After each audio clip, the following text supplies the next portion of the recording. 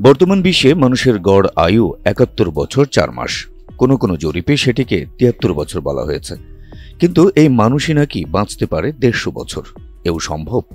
এখানেই শেষ নয়, অমরত্বও নাকি লাভ করতে পারে মানুষ। এর চেয়েও অবাক করা বিষয় হলো সেটি নাকি সম্ভব এই শতাব্দী থেকেই। এমন চাঞ্চল্যকর তথ্য উঠে এসেছে রাশিয়ার প্রেসিডেন্ট ভ্লাদিমির পুতিন এবং চীনা প্রেসিডেন্ট শি জিনপিং এর এক আলাপচারিতায়। মূলত ব্যক্তিগত আলোচনায় ডুবে গিয়েছিলেন তারা, সেখানেই কথা বলছিলেন এ বিষয়ে। তবে কোনোভাবে তাদের এই আলোচনার অডিও হট মাইকে ধরা পড়ে, যা মুহূর্তেই ভাইরাল হয়ে যায়। ৩ সেপ্টেম্বর বুধবার দ্বিতীয় বিশ্বযুদ্ধ বন্ধের ৮০ বছর পূর্তি উপলক্ষে বেইজিংয়ে আয়োজিত সামরিক কুচকাওয়াজে আমন্ত্রিত অতিথি হিসেবে উপস্থিত ছিলেন রাশিয়ার প্রেসিডেন্ট ভ্লাদিমির পুতিন, চীনের প্রেসিডেন্ট শি জিনপিং এবং উত্তর কোরিয়ার সর্বোচ্চ নেতা কিম জন উং। কুচকাওয়াজের জন্য তিয়েনআনমেন স্কয়ারে মঞ্চ প্রস্তুত করা হয়। অনুষ্ঠান শুরুর আগে হেঁটে হেঁটে মঞ্চের দিকে যাচ্ছিলেন পুতিন, শি জিনপিং এবং কিম জন উং।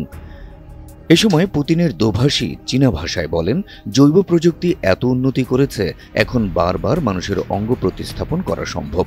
এভাবে যত দীর্ঘদিন বাঁচবেন ততই যেন আপনার বয়স কমবে।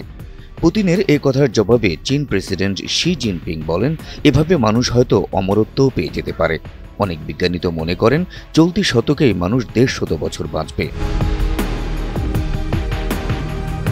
অনুষ্ঠানটি সরাসরি সম্প্রচার করছিল চীনের রাষ্ট্রীয় টেলিভিশন সিসিটিভি, যা বিশ্বের প্রায় ১৯০ কোটি অনলাইন দর্শক এবং ৪০ কোটিরও বেশি টিভি দর্শক দেখেছে, যে কারণে বিষয়টি ভাইরাল হতে খুব বেশি সময় লাগেনি। পরে সাংবাদিকদের প্রশ্নের মুখে এই কথোপকথনের সত্যতা নিশ্চিত করেছেন পুতিন।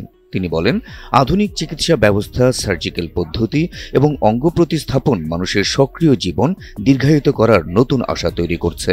মানুষের আয়ু নিয়ে বিশ্বের অন্যতম ক্ষমতাধর দুই রাষ্ট্রপ্রধানের এমন বক্তব্যের পর ব্যাপক আলোচনার জন্ম হয়েছে সামাজিক যোগাযোগ মাধ্যমে। বিষয়টি নিয়ে আরও বিস্তারিত জানানোর আহ্বানও জানিয়েছেন অনেকে। Habib Rasel, NTV online.